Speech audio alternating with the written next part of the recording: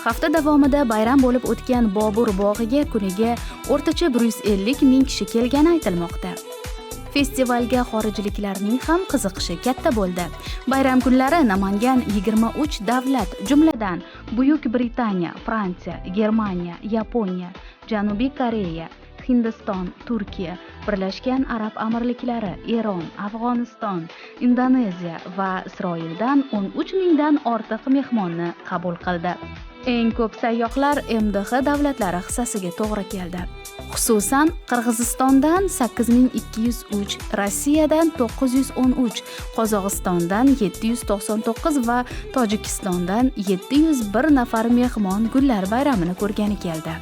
Marosimda festivalning turli nominatsiyalari bo'yicha g'oliblari e'lon qilindi. Ular orasida gulchilar, shahar, tuman hokimliklari, korxona va tashkilotlar, jurnalist va blogerlar ham bor. Gulchilar sulolasi, eng yaxshi yosh gulchi, eng yaxshi gul kompozitsiyasi, eng yaxshi gulchilik maktabi, eng ko'p gul yetishtirgan gulchi kabi nominatsiyalar g'oliblariga 15 milliondan 20 million so'mgacha bo'lgan pul mukofoti sertifikatlari topshirildi.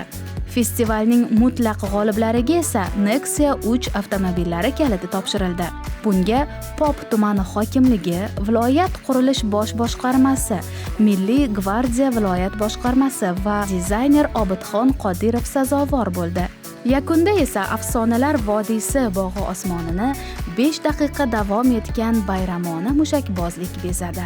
Namangandagi Afsonalar vodiysi bog'ida Xalqaro gullar festivalining yopilish marosimi bo'lib o'tdi.